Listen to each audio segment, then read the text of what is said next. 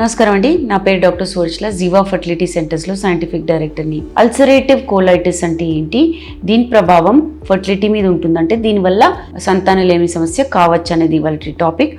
ముందుగా ulcerative colitis అంటే ఏంటి? ఇది ఒక క్రానిక్ ఇన్ఫ్లమేటరీ బవల్ డిజీజ్, అంటే గ్యాస్ట్రో ఇంటెస్టినల్ ఏరియాలో కోలన్ రెక్టమ్ ని బాగా ఎఫెక్ట్ చేస్తుంది. దీని ఫ్లేరప్ పీరియడ్స్ ఉంటాయి, రెమిషన్ పీరియడ్ ఉంటుంది. అంటే ఎక్కువ సివియర్ ఉన్న రోజులు ఉంటాయి, తక్కువ ఉన్న రోజులు ఉంటాయి. బేసిక్ ఏంటంటే గ్యాస్ట్రో ఇంటెస్టినల్ హెల్త్ మీద ఎఫెక్ట్ చూపిస్తుంది. గ్యాస్ట్రో ఇంటెస్టినల్ అంటే స్టమక్, ఇంటెస్టైన్ ఇవన్నీ ఎఫెక్ట్ అవుతాయి అనమాట. ఈ ప్రాబ్లం వల్ల వివిధ రకాల హెల్త్ ఇష్యూస్ కూడా ఉండొచ్చు, ఎస్పెషలీ ఫర్టిలిటీ మీద కూడా ఎఫెక్ట్ ఉండొచ్చు మీరు ప్రెగ్నెన్సీ కోసం ట్రై చేస్తున్నప్పుడు. సో దీన్ని మనం యూసీ అని చెప్పుకుందాం ఈ వీడియోలో. యూసీ వల్ల ఇన్ఫ్లమేషన్, అల్సరేషన్ ఉంటుంది.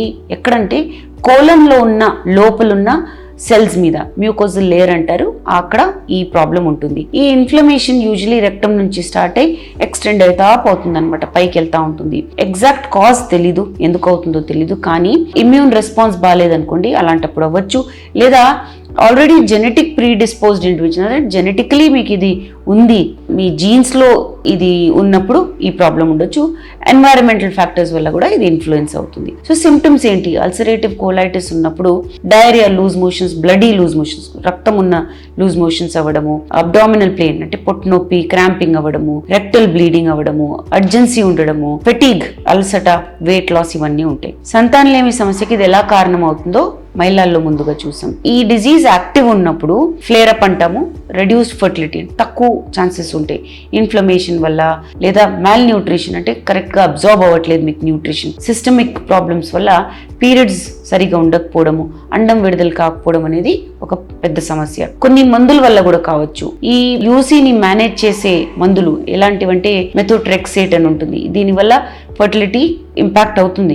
మెథోట్రెక్సేట్ ప్రెగ్నెన్సీ అప్పుడు కాంట్రా ఇండికేటెడ్, అంటే ఇవ్వకూడదు, ఎందుకంటే టెరటోజెనిక్ ఎఫెక్ట్స్ ఉంటాయి, టాక్సిక్, పాయిజనస్ అనుకోండి. ఇంకా కొన్ని మందులు ఉంటాయి, కార్టికోస్టిరాయిడ్స్, బయోలాజిక్స్, ఇవి ఏంటంటే డైరెక్ట్ ఎఫెక్ట్స్ ఉండవు, కాకపోతే వీటి సేఫ్టీ ఇవన్నీ మీరు ఖచ్చితంగా క్లినిషియన్ ద్వారా అనుమతి తీసుకుని వేసుకోవాలి. ఇవన్నీ చెప్తున్నాను, కానీ యూసీ ఉన్నప్పుడు, అల్సరేటివ్ కోలైటిస్ ఉన్నప్పుడు మెడికేషన్స్ వేసుకోవాలంటే ఖచ్చితంగా వేసుకోవాలి. ఈ ట్రీట్మెంట్ అంతా అయ్యాక తగ్గిన తర్వాతనే ప్రెగ్నెన్సీకి ట్రై చేయడం మంచిది. కొన్ని సర్జికల్ ఇంటర్వెన్షన్స్ వల్ల, అంటే సర్జరీ వీటి కోసం చేయాల్సి వస్తుంది. ఇవి చేసినప్పుడు కూడా సంతానలేమి సమస్య కావచ్చు. కోలెక్టమీ అంటారు, ఇలియాక్ పౌచ్ ఏనల్ అనస్టోమోసిస్ అంటారు.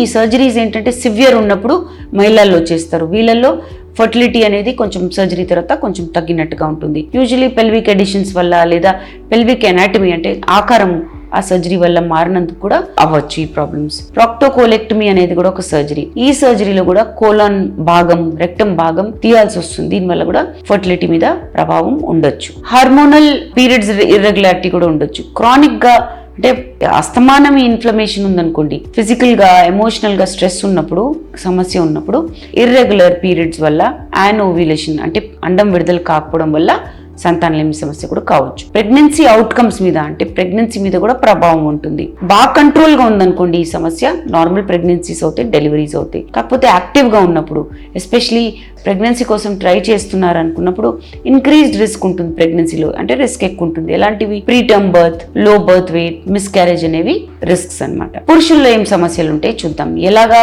సంతానలేమి సమస్య కావచ్చు?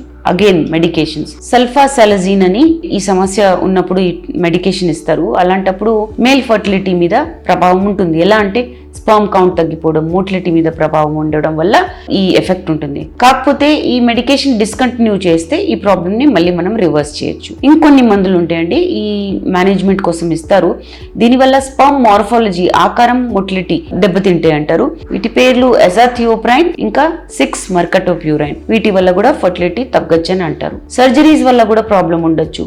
మహిళల్లాగానే సర్జికల్ ఇంటర్వెన్షన్ అంటే సర్జరీస్ చేయకపోవడం తప్పదంటే తప్పకుండా చేస్తారు. పెల్విక్ ఏరియాలో చేసినప్పుడు కొన్ని కాంప్లికేషన్స్ వల్ల ఈ ఫర్టిలిటీ తగ్గొచ్చు. ఎలాంటి అంటే పెల్విక్ ఎడిషన్స్ వల్ల, సర్జరీస్ నుంచి వచ్చేవి, ఇవి సెమినల్ వెసికల్స్ మీద, వాస్ డిఫరెన్స్ మీద ఎఫెక్ట్ చూపించి ఫర్టిలిటీ తగ్గియచ్చు. జనరల్ హెల్త్ ను, సెక్షువల్ ఫంక్షన్ కూడా తగ్గొచ్చు. పొద్దాక ఈ సమస్య ఉన్నప్పుడు వీటి వల్ల ఉన్న అసోసియేటెడ్ సిమ్టమ్స్, అంటే వీటితో పాటు వచ్చే సిమ్టమ్స్ వల్ల ఎలాంటివి? అలసటగా ఉండడం, పెయిన్ ఉండడం, సైకలాజికల్ స్ట్రెస్ వల్ల సెక్షువల్ డ్రైవ్ తక్కువ ఉంటుంది. దీనివల్ల ఫర్టిలిటీ మీద ప్రభావం ఉంటుంది. సో మేనేజ్మెంట్ ఏంటి? మేనేజ్మెంట్ అంటే ట్రీట్మెంట్ ఏంటి? Pre conception counselling. ఈ సమస్య ఉన్న వాళ్ళు ఏంటంటే ప్రెగ్నెన్సీ ప్లాన్ చేసే ముందు కౌన్సిలింగ్ తీసుకోవాలి. ఆప్టిమల్ డిజీజ్ కంట్రోల్ ఎలా చేయాలి, అంటే దీన్ని ఎలా చేయాలి, మెడికేషన్స్ ఎలా రివ్యూ చేయాలి, అడ్జస్ట్మెంట్ ఎలా చేయాలి. ప్రెగ్నెన్సీ కూడా ఇంపార్టెంటే కానీ డిజీజ్ మేనేజ్మెంట్ కూడా ఇంపార్టెంటే కాబట్టి ముందు ఇది కరెక్ట్ గా తేల్చుకోవాలి. సో ఎవరెవరిని కలవాలో చెప్తాను, but this is very important. Pregnancy అప్పుడు కూడా ఈ కౌన్సిలింగ్ అనేది, మేనేజ్మెంట్ అనేది కంటిన్యూ చేయాలి. రెమిషన్ ఉన్నప్పుడు అంటే తక్కువ ఉన్నప్పుడు ప్రెగ్నెన్సీ ఆల్ రైట్, సేఫ్గా ఉంటుంది. కానీ కొన్ని మెడికేషన్స్ కంటిన్యూ చేయాలనుకోండి, అలాంటప్పుడు క్లినీషియన్స్ని సంప్రదించి వేసుకోవాలి. ఎందుకంటే మీ సేఫ్టీ తర్వాత బిడ్డ సేఫ్టీ కూడా చూసి వాళ్ళు అవి ఇవ్వడం జరుగుతుంది. కొన్ని సందర్భాల్లో సర్జరీ కూడా అవసరం, లేదా కొన్ని మెడికేషన్స్ మంచివి కావు, అంటే గొనాడోటాక్సిక్ అంటారు, అండాలకు మంచివి కావు, స్పర్మ్స్కి కణాలకు మంచివి కావు అన్న అలాంటప్పుడు ఫర్టిలిటీ ప్రిజర్వేషన్ ఆప్షన్ ఉంటుంది. అంటే కణాలు ఫ్రీజ్ చేసుకోవడము, అండాలు ఫ్రీజ్ చేసుకోవడము, లేదా ఆల్రెడీ మ్యారీడ్ ఉన్నారు, పార్ట్నర్ ఉన్నారంటే ఎంబ్రియోస్ ఫ్రీజ్ చేసుకోవడం, ఇవన్నీ కూడా చేయొచ్చు. సో ఓవరాల్ ఏంటంటే మల్టీ డిసిప్లినరీ కేర్ ఉండాలి దీనికి. అంటే గ్యాస్ట్రోఎంటరాలజిస్ట్, ఆబ్స్టెటిషియన్స్, ఫర్టిలిటీ స్పెషలిస్ట్ వీళ్ళందరి సలహాతో మీరు మీ ఛాన్సెస్ ఇంక్రీజ్ చేసుకుంటే ప్రెగ్నెన్సీ రావడము, తర్వాత అవి సేఫ్గా కంటిన్యూ అవ్వడం అనేది ఖచ్చితంగా జరగచ్చు. దీని గురించి ఇంకా వివరాల కోసం తప్పకుండా జీవా ఫర్టిలిటీ సెంటర్స్ విజిట్ చేయండి. Thank you. చాలా థ్యాంక్స్ అండి మా వీడియోస్ చూస్తున్నందుకు. మరిన్ని ఇలాంటి ఇంట్రెస్టింగ్ వీడియోస్ కోసం మా ఛానల్ని తప్పకుండా సబ్స్క్రైబ్ చేయండి. Thank you.